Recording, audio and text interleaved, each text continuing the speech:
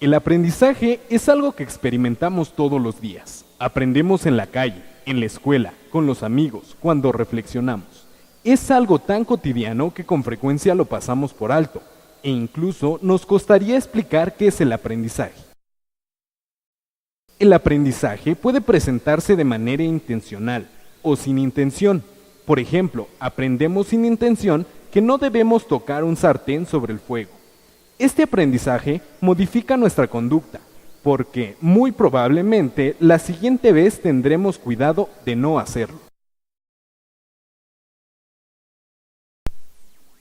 También aprendemos de manera intencional. Por ejemplo, a conducir un auto no sucede que al subirnos simplemente empecemos a manejar, sino que en primera instancia tenemos el deseo o la necesidad de aprender a manejar, algo que nos motiva a hacerlo. El aprendizaje es una experiencia cotidiana, sin la que el ser humano no podría sobrevivir. Aprendemos, por ejemplo, al cruzar de manera segura una calle con mucho tránsito. A todo esto, ¿qué es aprender? El aprendizaje toma múltiples facetas y formas. Por tal motivo, no resulta muy sencillo definir lo que significa. Sin embargo, para empezar a explicar este tema, revisemos su significado. Acción y efecto de adquirir el conocimiento de algún arte, oficio u otra cosa por medio del estudio o de la experiencia.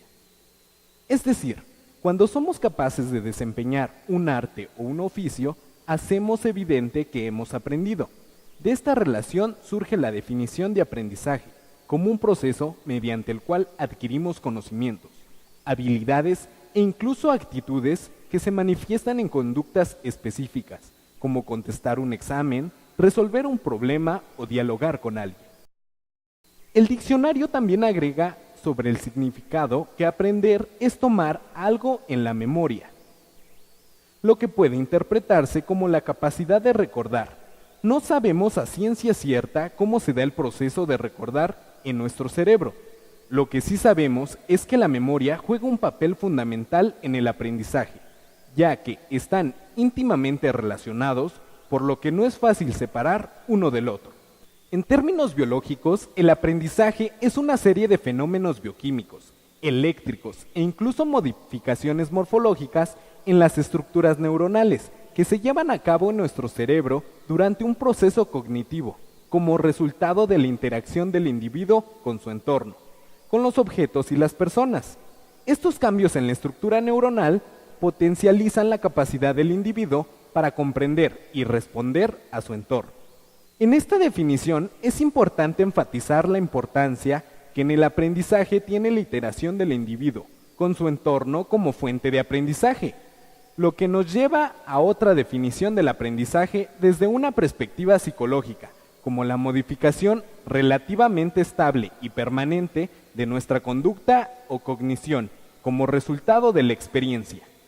A pesar de los hallazgos en el campo de la neurociencia, los trabajos en psicología y educación, el aprendizaje sigue siendo un misterio. El aprendizaje es investigado y estudiado desde muchos puntos de vista, desde los cuales se ha definido y explicado de maneras diversas. Esta diversidad de explicaciones sobre cómo aprendemos da lugar a diferentes teorías que pretenden explicarlo y clasificarlo de diferentes puntos de vista. De manera general, y desde el punto de vista de la enseñanza y el aprendizaje, la definición y tipos de aprendizaje se han venido debatiendo entre dos posturas, el conductista y el cognoscitivista. La primera considera que el aprendizaje se da cuando se observa un cambio de conducta en la persona, quien se considera una persona pasiva y sujeta a factores externos, mientras que el cognoscitismo, la persona se considera como alguien que puede tener logros de aprendizaje en la medida que lo desee y reconozca sus propios procesos mentales. Desde la perspectiva cognoscitivista, el aprendizaje influye en condiciones tanto internas de tipo biológico y psicológico como condiciones externas, la relación con el profesor, el ambiente, las características del material que utilizamos para estudiar. Aprendemos mejor cuando relacionamos lo que ya sabemos con lo que queremos saber, pero sobre todo aprendemos cuando encontramos uso y utilidad de lo aprendido, cuando nos motivamos por aprender. Todas las personas somos distintas y en consecuencia tenemos también distintas formas o preferencias sobre cómo aprendemos.